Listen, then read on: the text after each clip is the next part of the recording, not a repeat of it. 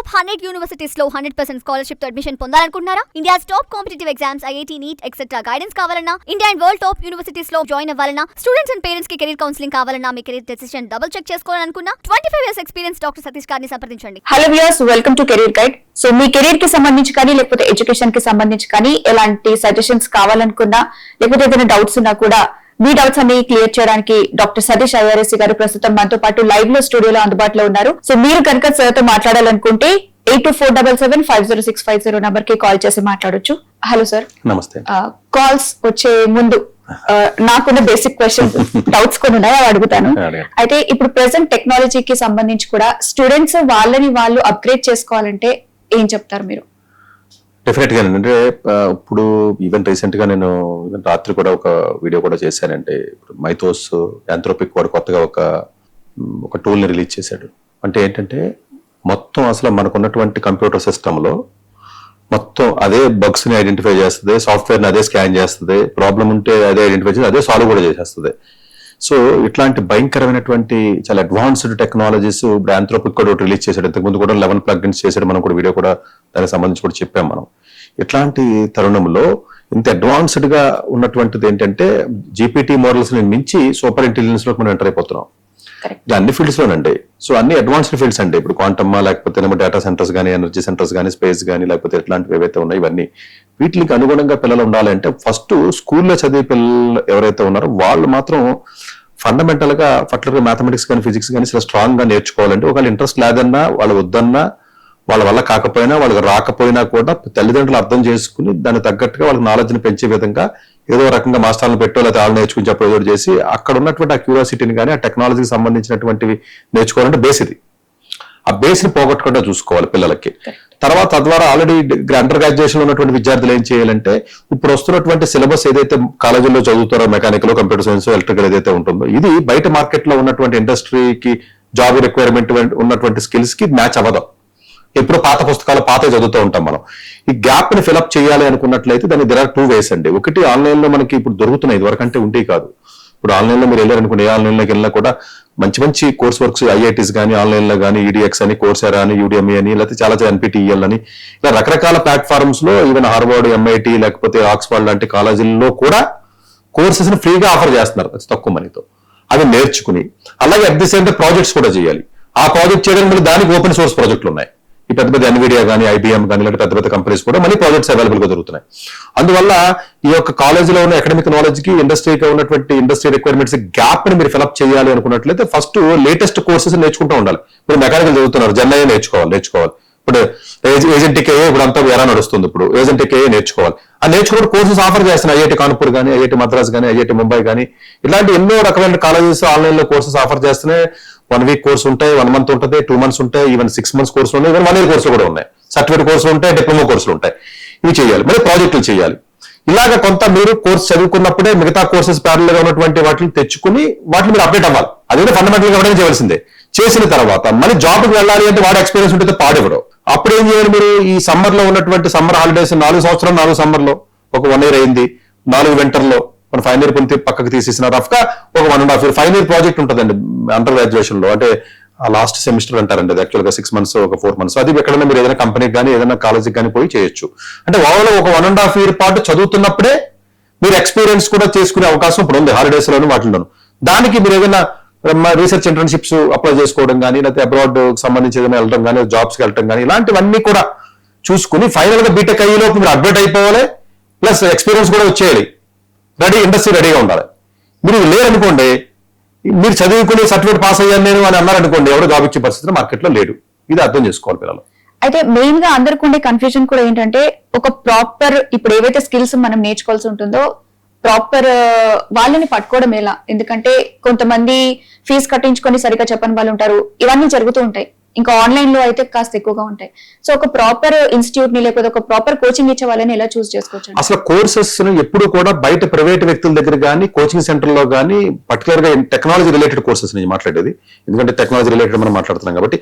ఈ కోర్సెస్ ఏవి కూడా అసలు ఎక్కడ కూడా బయట నేర్చుకోవాల్సిన అవసరమే లేదు. పెద్ద పెద్ద ఎంఐటి, హార్వర్డ్, స్టాన్ఫోర్డ్ ఆఫర్ చేస్తున్నాడు, ఐఐటి ముంబై వాళ్ళు ఆఫర్ చేస్తున్నారు, కాన్పూర్ వాళ్ళు ఆఫర్ చేస్తున్నారు, మద్రాస్ వాళ్ళు ఆఫర్ చేస్తున్నారు, ఎన్పిటి ఎన్నో ప్రెస్టీజియస్ లో ఉన్న పెద్ద పెద్ద కాలేజీల courses including with project offer చేస్తున్నప్పుడు అసలు బయట నేర్చుకునే అవసరం ఏంటి తెలియక అందరూ నేర్చుకుంటున్నారు. ఇప్పుడు ఐఐటి ముంబై కంటే పెద్ద కాలేజీలు లేవు కదా భారతదేశంలో, ఐఐఎస్సి బెంగళూరు కంటే పెద్ద కాలేజీలు లేవు, ఐఐటి కాన్పూర్కి మించిన పెద్ద కాలేజీలు లేవు, మద్రాసుకి మించిన పెద్ద కాలేజీలు లేవు. వాళ్ళ కోర్సెస్ ఆఫర్ చేస్తుంటే వాళ్ళ ఫ్యాకల్టీ అంతకంటే మంచి ఫ్యాకల్టీ ఎక్కడ చదువుతారు? అంతకంటే మంచి ఫ్యాకల్టీ అమీర్పేటలో ఉండరు కదా. అలాంటి ఫ్యాకల్టీ మనకి క్లాసులు చెప్తున్నప్పుడు అది తక్కువ మనీతో, బయటకి ఎక్కువ ఉంటుందండి. ఇది గవర్నమెంట్ అవ్వడం వల్ల తక్కువ ఉంటాయి. కొన్ని ఏదైనా ఎక్కువ ఉండొచ్చు, బట్ ఓవరాల్ గా రీజనబుల్ మనీతో వాళ్ళు ఆఫర్ చేస్తున్నప్పుడు నిజంగా మనీ రాకపోయినా కూడా ఎన్పిటిఎల్ లాంటి అట్లు ఫ్రీగానే చెప్తున్నారు. సో ఆన్లైన్ సర్టిఫికేట్ కోర్సులు ఇస్తున్నారండి. అంటే మీరు ఏంటంటే కోర్సు నేర్చుకోవడంతో పాటు సర్టిఫికెట్ కూడా యూజ్ అవ్వాలి. మీరు అమీర్పేటలో నేర్చుకునే సర్టిఫికేట్ దేనికి ఉపయోగం? ఎవరు పట్టించుకుంటాడో? ఆ సర్టిఫికెట్ వల్ల సర్టిఫికెట్ కూడా మీకు ఉపయోగకరంగా ఉండాలి అంటే మీరు అథెంటికేటెడ్ యూనివర్సిటీస్ లో ఇన్స్టిట్యూట్ లో చేసుకుని ఇండియాలో పాటుగా ప్రపంచంలో జార్జియా టెక్ కానీ, అర్బానా ఛాంపియన్ కానీ, ఈవెన్ ఆక్స్ఫర్డ్ కానీ, యూసీఎల్ వాళ్ళు బాగా ఆఫర్ చేస్తున్నారు, ఈవెన్ ఎడిన్బ్రా వాళ్ళు ఆఫర్ చేస్తున్నారు. ఇక్కడ చూసినట్లయితే వాషింగ్టన్ సియాటల్ బాగా ఆఫర్ చేస్తున్నారు, జాన్ హాప్కిన్స్ ఆఫర్ చేస్తున్నారు, జూక్ యూనివర్సిటీ అని ఇలాంటి పెద్ద పెద్ద ప్రెస్టీజియస్ యూనివర్సిటీస్ ఆఫర్ చేస్తున్నాయి. ఎంయూఎస్ కానీ, ఎన్టీయూ కానీ ఆఫర్ చేస్తున్నప్పుడు అవి చేసుకుని చక్కగా ప్రాజెక్టులు కూడా ఇస్తున్నారు. వాళ్ళే చేసుకుని తర్వాత ఓపెన్ సోర్సెస్ లో వెళ్ళి ప్రాజెక్టులు చేయి. గూగుల్ ఓపెన్ సోర్స్ ఉంది, చేయరదా? అందువల్ల ఏంటంటే బయట ఇన్స్టిట్యూట్స్ కి వెళ్ళి 1% కూడా బయట నేర్చుకునే అవసరం లేదు. ఒకప్పుడు వేరండి, ఏదో పైథాన్ అనో, ఏదో C++ అనో, జావా అనో అమీర్పేటలో నేర్చుకుంటే అమెరికా పోయేవారు. ఆ రోజులు పోయినాయి. ఇప్పుడు అంతా డీప్ కోర్సెస్. ఈ డీప్ కోర్సెస్ చెప్పగలిగి తెలివి ఉన్న వాళ్ళు భారతదేశం మొత్తం మీద 10-15 ప్లేసుల్లో ఉంటారు ఈ పెద్ద పెద్ద కాలేజీలో.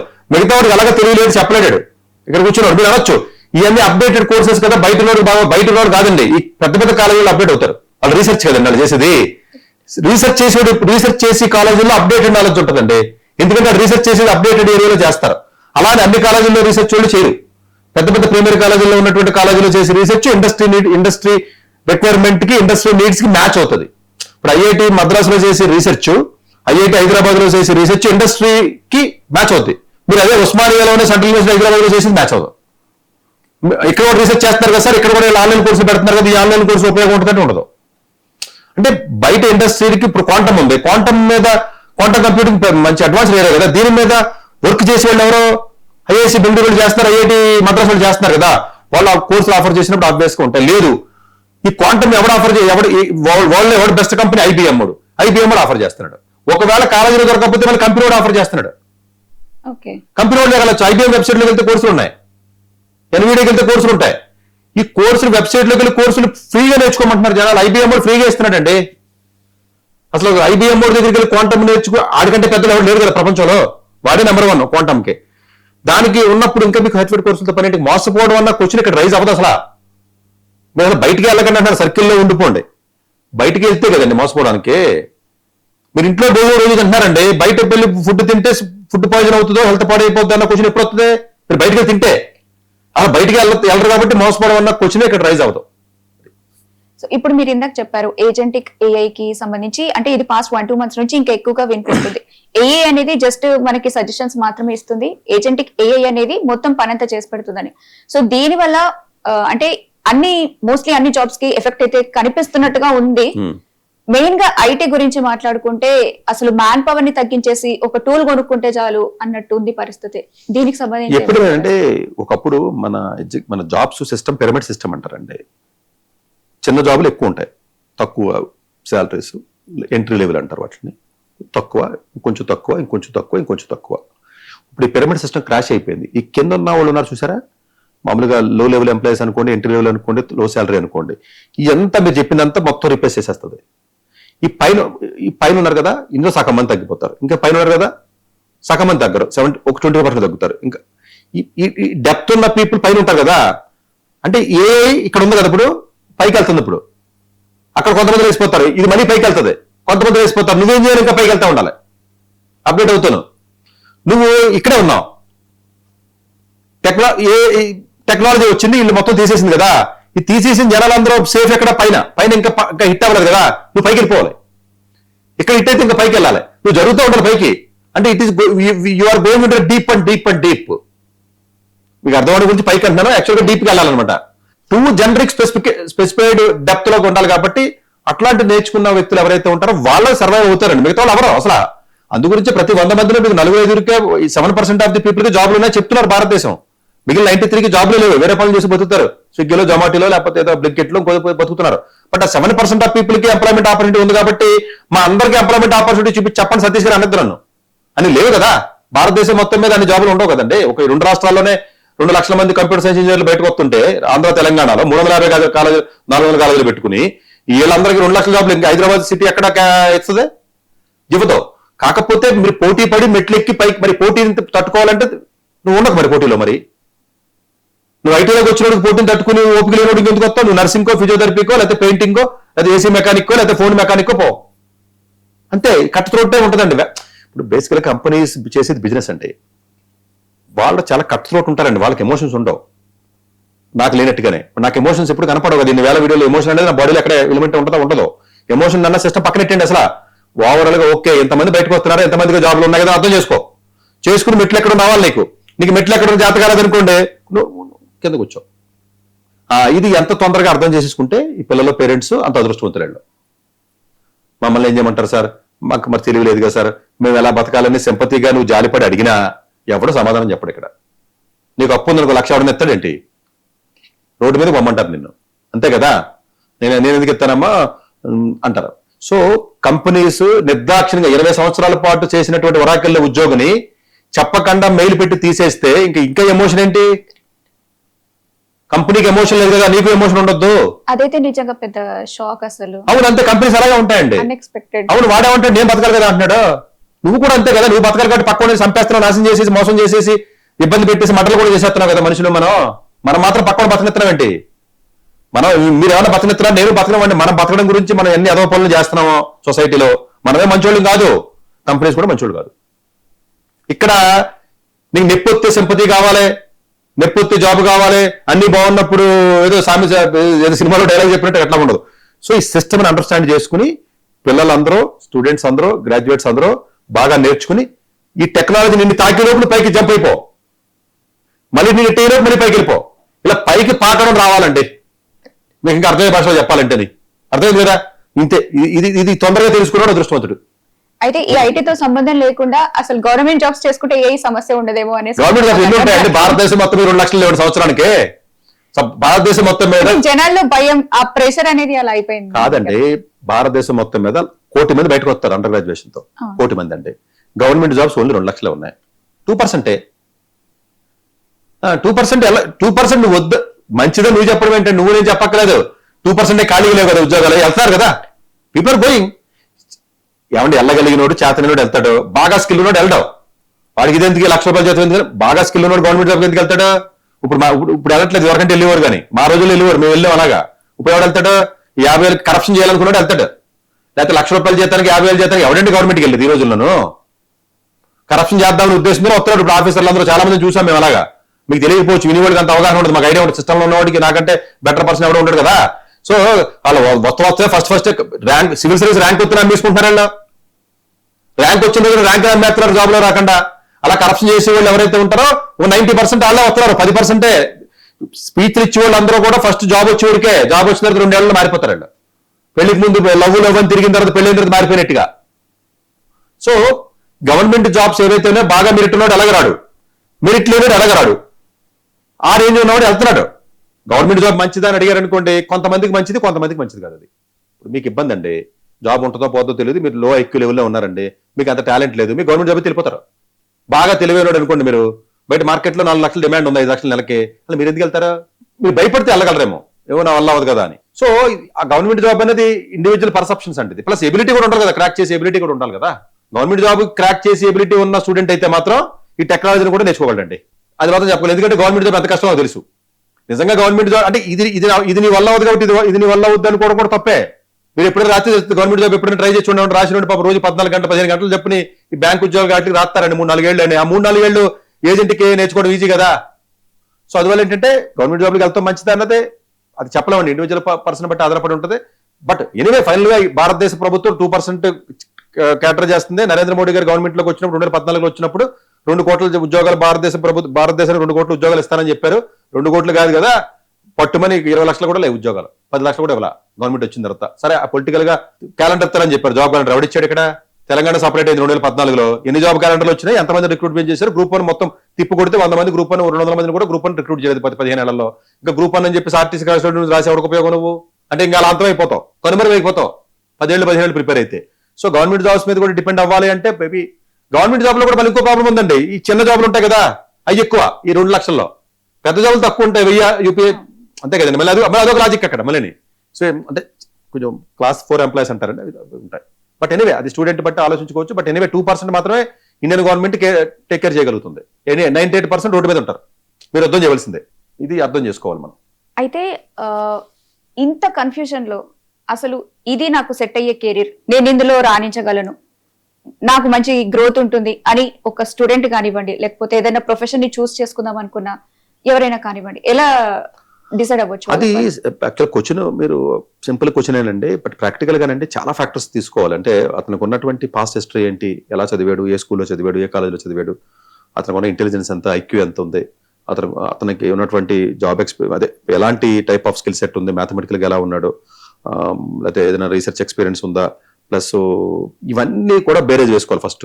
రెండో పాయింట్, వీడు చదివిన కోర్సుకి డిమాండ్ ఉందా లేదా, డిమాండ్ లేకపోతే ఏం చేయాలి, సో ఇప్పుడున్న తక్కువ డిమాండ్ ఉంటే ఎలా స్కిల్ అప్గ్రేడ్ చేయాలి, లేకపోతే కొత్త కోర్సుకి వెళ్ళాలంటే ఏ కోర్సుకి వెళ్ళాలి, ఆ కోర్సుకి వెళ్ళాలంటే సీట్ రావాలి కదా. ఇప్పుడు మీరు ఉన్నారండి, అప్డేట్ అవుతారు, నా దగ్గరికి వచ్చారు, ఏదో కోర్సు వెళ్ళమ్మా తల్లి అన్నాను నేను. ఆ కోర్సుకి వెళ్తే సీట్ ఇవ్వాలి కదా, ఎవడొకటి మంచి కాలేజీలో సీట్ ఇవ్వకపోతే చిన్న కాలేజీలోకి వెళ్ళాలి, చిన్న కాలేజీలోకి వెళ్తే మళ్ళీ మొదలు వచ్చింది కదా, మళ్ళీ సీట్ ఇవ్వాలి కదా ఎవడో, మళ్ళీ సీట్ ఇస్తాడు ఎవడా, ఆ సీట్ తెచ్చుకునే కేపబిలిటీ నీకు ఉండాలి కదా, అంతే కదా. అంటే ఏంటి, ఆ క్వశ్చన్ లో ఇన్హెరెంట్ గా మళ్ళీ ఒక 20-30 ఆస్పెక్ట్స్ ఉంటాయి దాంట్లో, అవన్నీ కూడా అనాలిసిస్ చేసి కానీ అందుకు చెప్పలేము. ఇప్పుడు మా దగ్గర కౌన్సిలింగ్ వస్తారు చాలా మంది పిల్లలు, వచ్చినప్పుడు ఇవన్నీ చూస్తాం మేము.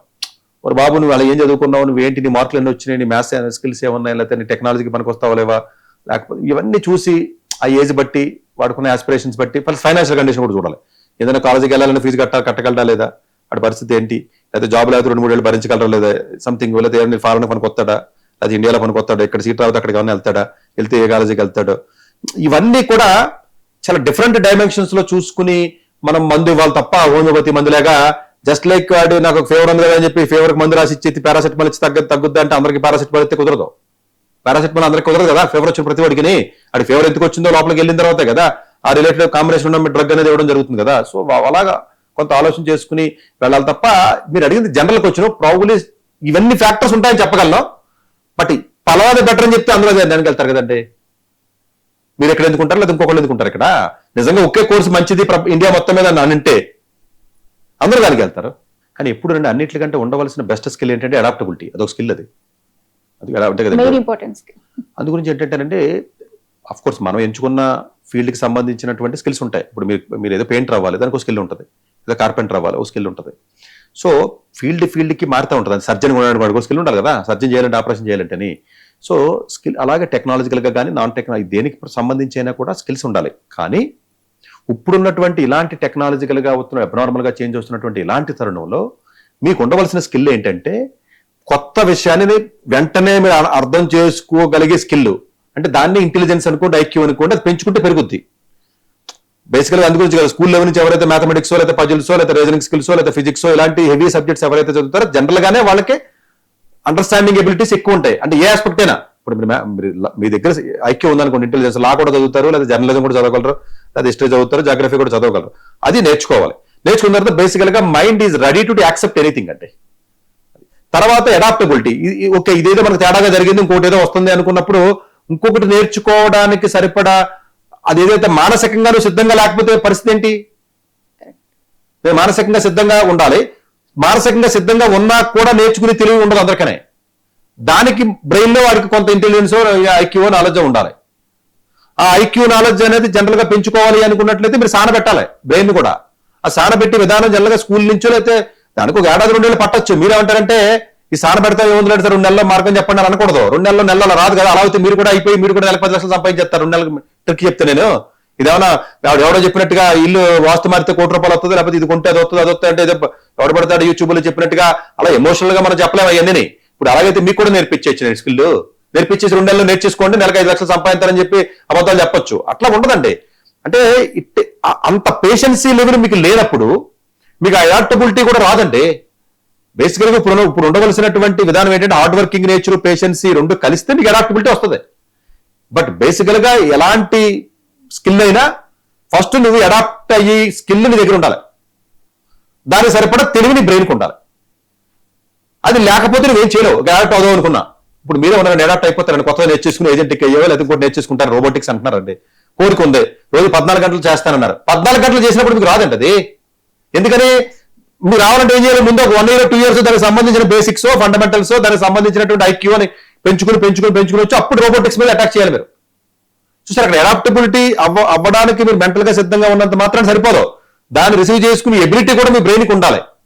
ఇది ఎమోషన్ కాదు, సినిమా డైలాగ్ కాదు, ఏదైనా చేసేస్తా మనిషి, ఏదైనా చేసి సాధించగలడం, ఏదైనా నేర్చేసుకోవడం అంటే మీరు కూడా నేర్చేసుకోండి. మరి అయితేనే నేర్చుకోలేరు అలాగా కదా. సో అందువల్ల ఏంటంటే ఇన్ ప్రిన్సిపల్ స్కిల్ అయితే అడాప్టబిలిటీ ఉండాలంటే, అడాప్టబుల్ అయినప్పుడు ఆ కొత్త విషయాన్ని నేర్చుకుని తెలివి కూడా ఉండాలి, తెలివి లేకపోతే తెలివిని పెంచుకుని పేషెన్సీ ఉండాలి, వస్తుంది. నేనేమి తెలివి రాదని చెప్పట్లేదు మళ్ళీ.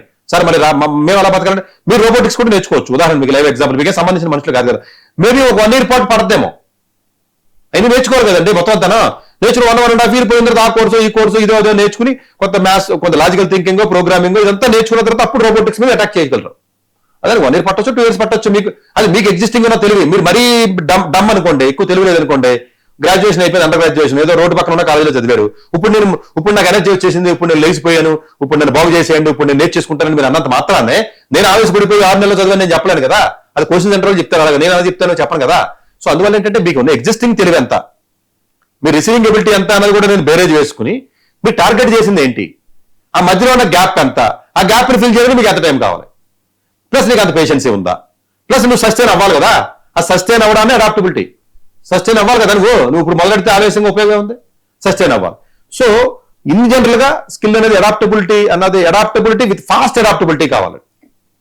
అది అన్నిటికంటే ప్రాబబ్లీ బెస్ట్ స్కిల్. నెక్స్ట్ ఇవన్నీ వస్తాయి.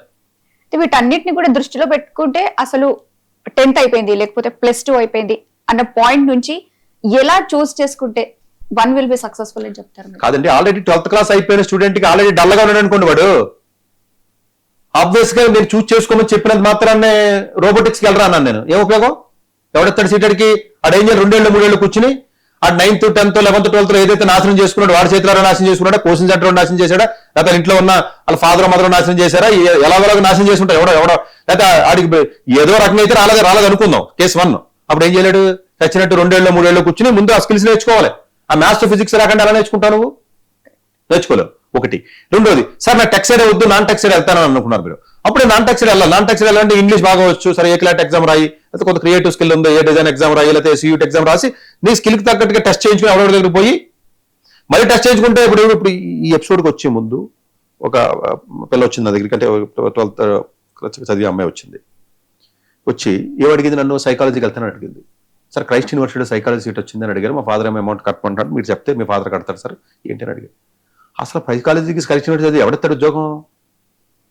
20,000 25,000 కూడా ఇవ్వడు. అసలు సైకాలజీ చదివిన ఉద్యోగాలు ఎక్కడ ఉంది? అసలు క్లినికల్ సైకాలజీ వేరు, ఈ సైకాలజీ వేరు. ఎంబీబీఎస్ చదివిన తర్వాత వచ్చే సైకాలజీ వేరు, ఇది వేరే సైకాలజీ కదా. ఈ బిఏ సైకాలజీకి వెళ్ళి ఎవడెత్తాడు అసలు ఉద్యోగాలు? ఇస్తే జీతం ఎంత ఇస్తాడో, ఎంతమంది ఉంటే ఎంతమందికి ఉద్యోగాలు ఉన్నాయి? ఈ నాలెడ్జ్ ఉంది. నాకు సైకాలజీ ఇంట్రెస్ట్, నన్ను వద్దంటారా అని దెబ్బలాడుతుంది నాతో. సైకాలజీ నీకు ఇంట్రెస్ట్ ఉంటే వెళ్ళిపోకూడదు, అలా దూకేకూడదు. బయాలజీ ఇంట్రెస్ట్ దూకేకూడదు, హిస్టరీ ఇంట్రెస్ట్ దూకేకూడదు. దూకెత్తే మిగిలిపోతారు, 10,000 20,000 కూడా రాదు ఎవరికనే. ఇక్కడ ఇంట్రెస్ట్ ఒకటే కాదు, మార్కెట్లో దానికి మళ్ళీ డిమాండ్ ఉండాలి, మళ్ళీ యాంగిల్ ఉంటుంది. అంటే డిమాండ్ చూసుకోవాలి, స్టూడెంట్ ఎబిలిటీ చూసుకోవాలి, ప్లస్ ఎలాంటి కోర్సు అతను సీట్ వచ్చే అవకాశం ఉందో చూసుకోవాలి, ఆ కొట్టబడి కాలేజీకి వెళ్ళిన తర్వాత ఇవన్నీ కూడా మళ్ళీ ఒక 5-6 ఫ్యాక్టర్స్ ఇవన్నీ. అంతే కదండి. ఇప్పుడు ఆ సైకాలజీ చెప్పింది కదా అని నేను వెళ్ళిపోమ్మా అని ఇంట్రెస్ట్ కదా, మీరు ఇంట్రెస్ట్ ని ఎంకరేజ్ చేయకపోతే ఎలాగా డిస్కరేజ్ చేస్తారా? ఆ పిల్ల సైకాలజీ చదువుతారంటే ఏంటి ఎంకరేజ్మెంట్? ఎంకరేజ్ చేశారు కదా 11th 12th జేఈలో, మరి ఎందుకు రాలేదు? 10th లో ఎంకరేజ్ చేశారు కదా, 10th లో ఎందుకు మీకు రాలేదు? 95% ఎందుకు రాలేదు? ఎంకరేజ్ చేశారు కదా. 9th లో ఎంకరేజ్ చేశారు కదా, ఫౌండేషన్ ఎందుకు రాలేదు? ఎంకరేజ్ చేసుకుంటూనే వచ్చారు కదా ఇప్పుడు దాకా ఇంట్లో వాళ్ళు. చేసుకొస్తే ఎప్పుడు మాత్రం ఏం పీకేం మనం? ఇప్పుడు కొత్తగా మళ్ళీ సైకాలజీ ఎంకరేజ్ చేస్తే మనం పీకడానికే. అందువల్ల ఏంటంటే ఇది ఎమోషనల్ గా ఎవడ పడితే ఆడు ఏది చెప్తే పిల్లలు తెలియదండి. చిన్నపిల్లలు 100 చెప్తారు వాళ్ళ కూర్చోబెడితేని, మీకు కూడా కూర్చోబెడితే మీ ఇంట్లో మీ పిల్లలు చెప్పుద్ది 100 చెప్పుద్ది కౌర్లు చెప్పడానికి ఏముంది, ఖర్చు లేని పని కదా. సో బట్ చెప్పారు కదా అని మనం ఎంకరేజ్ చేసేయకూడదు. ఇవన్నీ చూసుకోవాలి. డిమాండ్ లేని కోర్సుకి మీరు అవుట్డేటెడ్ కోర్సుకి వెళ్తే ఏం ఉపయోగం? ఫైనల్ గా మిడిల్ క్లాస్ మైండ్ సెట్ ఉంటుంది మన భారతదేశంలో. లోవర్ మిడిల్ క్లాస్ వాళ్ళు, పవర్టీ లేని వాళ్ళు ఉంటారండి. వీళ్ళకి ఉద్యోగం వస్తే జీతంతో బతకవలసినటువంటి మనుషులు, ఇది రియాలిటీ కదా భారతదేశానికి. ఒక్కొక్కటి 100 కోట్లు నోటు సైకాలజీకి వెళ్ళు, ఒక 50 కోట్లు ఉంది సార్, మా అయ్యి ఇచ్చాడు, మా దగ్గర బిజినెస్ ఉంది, లేదా మార్వాడి వ్యాపారం చేస్తున్నాను సార్, నేను బంగారం కొట్లో మార్వాడి వ్యాపారం ఉంది, మా నాన్న మార్వాడి వ్యాపారం ఉంది, నేను సైకాలజీ చదువుతున్నాను, చదువు ఎవరొద్దున్నాడు హ్యాపీగా చదువు, నీకు బంగారం కొట్టు ఉంది కదా, వచ్చి వేసుకో బంగారం కొట్లను. నువ్వు ఏమీ లేనోడు గట్టిగా 4 లక్షల ఫీజు కడతాక డబ్బులు ఆలోచించి పేరెంట్స్ ఉన్నటువంటి ఇలాంటి మార్కెట్ లో సైకాలజీకి వెళ్తావా, బయాలజీకి వెళ్తావు, వెళ్ళి ఏం చేస్తావు? దానికంటే ఏ నర్సింగ్ పోతే ఎవరో కూడా కనీసం 30 జీతం ఎత్తాడు, ఫిజియోథెరపీకి వెళ్తే అంతే కదా. నర్సులు కావాలి కదా, కనీసం భారతదేశానికి డిమాండ్ ఉన్న కోర్సే కదా. సో అందువల్ల ఏంటంటేనండి, ఇట్లాగా ఆవేశపడి ఏ కోర్సు బాగుందంటే ఆ కోర్సుకి వెళ్ళిపోకూడదు. అలాగా ఇవన్నీ చాలా ఫ్యాక్టర్స్ ఉంటాయండి, ఇవన్నీ ఆలోచించుకోవాలి. చాలా మంది తెలియక చేసే తప్పుల వల్ల పిల్లల కెరియర్స్ అన్ని నాశనం అయిపోతాయి. అందుగురించి పేరెంట్స్ కి జనరల్గా బ్రెయిన్ ఉండదని చెప్పి తిడతా ఉంటాను నేను. వాళ్ళు ఎంత ఆలోచించినా కూడా స్టిల్ చాలా పాయింట్ మిస్ అయిపోతారు. మీరు ఎన్నో ఆలోచించండి, నాతో మాట్లాడండి, అసలు మీరు ఇన్నాక చేసిన కూడా అందరూ పాయింట్ 2-3 చెప్తాను నేనే. అంటే ఎందుకంటే దాంట్లో మీరు ఎక్స్పర్ట్ కాదు కదా అట్లా. సో కెరియర్ కి సంబంధించి చాలా ఆస్పెక్ట్స్ డెఫినెట్ గా చేసుకోవాలండి ఇవన్నీ కూడా. సో మీరిచ్చే సజెషన్ ఏంటి సార్ అసలు ఎవరైనా సక్సెస్ అవ్వడానికి? కానీ ఎందుకంటే చాలా మంది థౌజండ్స్ ఆఫ్ పీపుల్ ని మీరు చూసుంటారు, అందరిలో ఉండేటువంటి మెయిన్ మిస్టేక్ వాళ్ళలో మీకేమైనా కనిపించిందా? అంటే వీళ్ళు సెలక్షన్ లో ఫెయిల్ అయ్యారా? కాదండి, course selection loan decision making loan 95% of the people parents తప్పు డిసిషన్ తీసుకుంటారు. పేరెంట్స్ తీసుకున్న డిసిషన్స్ లో ఆల్మోస్ట్ 95% లేసిపోతాయి. పేరెంట్స్ స్టూడెంట్ తీసుకున్న వాళ్ళ దాంట్లో కూడా 95% లేసిపోతాయి. అందుకని సక్సెస్ రేట్ ఎప్పుడు 5% ఉంటుంది. డిసిషన్ రాంగ్ వెళ్ళడం అన్ఫార్చునేట్ గా అన్ని తెలిసి అనుకుంటారు, వీళ్ళు తెలియదు, వాళ్ళకి తెలియదు అనే విషయం కూడా వాళ్ళకి తెలియదు. మనం చెప్పినా కూడా యాక్సెప్ట్ చేసే పరిస్థితులు వాళ్ళు ఉండరు. సో దీని మీద చాలా సందర్భాల్లో మనం మాట్లాడుకున్నాం, అది పక్కన పెడదాం. బట్ ఏది మేజర్ గా వదలాలి అన్న పాయింట్ మీరు అడిగారు కాబట్టి వీడు వదిలేవాల్సింది ఏది రెండేనండి, ఒకటి లేజీని, ఒకటి మొబైల్ని. ఈ రెండు వదిలేస్తే ఎలాంటి స్టూడెంట్ అయినా సక్సెస్ అవుతాడండి. ఈ రెండు వదలకుండా ఈ రెండు పట్టుకుని ఈ రెండింటిని పెళ్లి చేసుకుని నేను డెవలప్ అవ్వాలి, నేను బాగుపడాలి, ఏం చేయాలి సతీష్ గారు సలహా చెప్పమని అడుగుతున్నారు వీళ్ళు. నాకు భయం కదా, నేను ఎలా చెప్తాను, నువ్వు ఈ రెండు వదలాలా, ఈ రెండు వదిలిన తర్వాత ఏదైనా అవకాశం ఉంటుంది. ఈ రెండు వదలకుండా మా పిల్లవాడిని బాగు చేయండి అని అడుగుతున్నారు పేరెంట్స్. అది కొంచెం ఆలోచించుకోవాలి. ఇప్పుడు డబుల్ పీజీ ఇంకో పీజీ చేస్తే బెటర్ అని చెప్పి, సో ఇలాంటి సిచ్యువేషన్స్ నుంచి ఎస్కేప్ అవ్వాలంటే అసలు డెసిషన్ ఎలా తీసుకోవాలి? కాదండి, ఫస్ట్ పీజీ మీరు మంచి పీజీ చేయకపోతే ఏం చేస్తామంటే, ఇప్పుడు ఎవరు మీరు అమెరికా పోయారు, ఏదో పీజీ చదివారు, ఎంఎస్కి జాబ్ లేదు, H1 తగలలేదు, లేకపోతే జాబ్ లేదు, వరస్ట్ అయిపోయింది, మళ్ళీ ఇంకో పీజీ చేయాలి, అక్కడేం చేయాల్సిందే. మీరు వరస్ట్ డిసిషన్ తీసుకుని వరస్ట్ కాలేజీకి వెళ్ళింది. ఇవాళ ఒక అతను కౌన్సిలింగ్ వచ్చాడు చిత్రంగా, ఎంబీబీ అతను ఇంజనీరింగ్ చదివాడు, అతను లోకల్ కాలేజీలో, బట్ మెడిసిన్కి వెళ్తానని అడిగాడు. ఏమరా బాబు మెడిసిన్కి వెళ్తావు బాబు, ఏంటి అబ్బాయి అంటే అడిగితే పాప ఏమిటాడంటే ఆ పిల్లడు, సార్ నేను మెడిసిన్కి వెళ్దాం అనుకున్నాను, బట్ అప్పుడు కుదరలేదు, నేను ఇంజనీరింగ్ వచ్చాను, బట్ నాకు జీపీఏ కూడా సరిగా లేదు, టెక్నాలజీ మీద నాకు పట్టు దొరకట్లేదు, నా వల్ల అవ్వట్లేదు ఏది అంటే, ఇప్పుడు మెడిసిన్కి వెళ్తానంటే సరే మెడిసిన్కి వెళ్ళడానికి ఏదో యూకేనో లేకపోతే యూరోప్ ఏదో మంచి జర్మనీయో ఏదో సరే కంట్రీస్ ఏదో చెప్పాను, వెళ్ళే అవకాశం ఉంటే ట్రై చెప్పాను. అంటే ఏంటి 4 ఏళ్ళ డెసిషన్ రాంగ్ అయిపోయింది కదా, ఇప్పుడు మళ్ళీ వెళ్తున్నాడు అతను, వెళ్ళమని చెప్పాను. సో ఇట్లాంటి అంటే డెసిషన్ తీసుకున్నప్పుడే కరెక్ట్ డెసిషన్ తీసుకుంటే ఇలా డబుల్ అసలు పీజీ అవసరం లేదండి ప్రపంచానికి. ఎవరంటే అలా యూజీ 4 ఏళ్ళు ఎక్కువ చెప్తుంటే జనాలందరూ పీజీయే దండగా, కర్మకి మనకు పీజీ చెప్తున్నాం మేమే. అంటే బలం లేని యూజీ చేసి బలం లేని పీజీ చేయడం వల్ల కర్మకి మళ్ళీ బలం ఉన్న పీజీ చేయమంటున్నాం. బలం ఉన్న యూజీ చేస్తే అసలు పీజీతోనే పని లేదు కదా. ఈ పాయింట్ ఈ చూసిన వాళ్ళు మీకు అర్థమవుతుంది, మీరు అనుకుంటారు, వీళ్ళకి అర్థం కాదు వీళ్ళకి. అంతే కదండి, అది అర్థం చేసుకోవడం కూడా కొంచెం తెలివి ఉండాలి. సో ఈ పాయింట్ చెప్తున్నాం మనం రెగ్యులర్ గా చాలా వీడియోల్లో. మీరు ఎక్కడ చేసినా బలంగా ఉన్నది ఒక కోర్స్ చేయండి, 2 కోర్స్ చేసినా చాలు, జాబ్ వస్తుంది మీకు. వీక్ గా ఉన్న కోర్సులు ఎన్ని చేస్తే ఉపయోగం ఉంది, పిహెచ్డీ చేస్తే అంటే పీజీలు చేస్తే ఉపయోగం ఉంది. సో ఇది కొంత చూసుకోవాలండి. డాక్టర్ ఎస్ సతీష్ గారు ఏపీ తెలంగాణ విద్యార్థులకు సుపరిచితమైన పేరు. సతీష్ గారు 2001 యూపీఎస్సీ పరీక్షల్లో ఇండియన్ రైల్వే విభాగంలో ఉద్యోగం సాధించారు. సతీష్ గారు చదివిన చదువులు engineering, MTech, MBA executive MBA, MSc, MBA HR, MA psychology లాంటి పోస్ట్ గ్రాడ్యుయేషన్ డిగ్రీతో పాటు డాక్టరేట్ కూడా చదవటం జరిగింది. సతీష్ గారు నిరంతర విద్యార్థి. అలాగే సతీష్ గారు పలు ప్రతిష్టాత్మక కాంపిటేటివ్ పరీక్షలో యూపీఎస్సీ నిర్వహించే సివిల్ సర్వీస్ పరీక్షలో 179వ ర్యాంక్, అలాగే ఇంజనీరింగ్ సర్వీస్ లో 24వ ర్యాంక్, గేట్ ఎగ్జామ్ లో 4వ ర్యాంక్, క్యాట్ ఎగ్జామ్ లో 99.8%, జిమాట్ 76 స్కోర్, ఇలా పలు కాంపిటేటివ్ ఎగ్జామ్స్ లో మొదటి ప్రయత్నంలోనే ఎన్నో ర్యాంకులు సాధించారు. ఎన్ని క్వాలిఫికేషన్ డిఫరెంట్ పరీక్షలు ర్యాంకులు సాధించిన వ్యక్తులు మన ఇండియాలో చాలా అరుదనే చెప్పాలి. ఇలాంటి అకాడమిక్ లో పరంగా, కాంపిటేటివ్ పరంగా ఎన్ని ర్యాంకులు సాధించడంతో పాటుగా గవర్నమెంట్ ఉద్యోగం చేస్తూ పలు అవార్డులు తీసుకున్నారు. సతీష్ గారికి జోనల్ లెవెల్లో general manager award, all India లెవెల్లో నేషనల్ లైఫ్ టైమ్ అచీవ్మెంట్ గుర్తింపు దక్కాయి. Appreciation of president lifetime Sevashri award Andhra Pradesh మంత్రి నుంచి అందుకున్నారు. వీటితో పాటు పలు రకాల అవార్డులను అందుకున్నారు. ఎన్నో ప్రతిష్టాత్మక ఆర్గనైజర్స్ పర్మనెంట్ మెంబర్ గా ఉన్నారు. కష్టపడి పైకి వచ్చిన వ్యక్తి కావటం వల్ల గత 20 సంవత్సరాల నుంచి ఎంతో మంది చిన్నపిల్లల దగ్గర నుంచి 5, 6 తరగతుల విద్యార్థుల నుంచి పెద్ద పెద్ద పీజీ, పిహెచ్డీ కాలేజీలకు వెళుతూ విద్యార్థులకు అవగాహన కల్పిస్తుంటారు.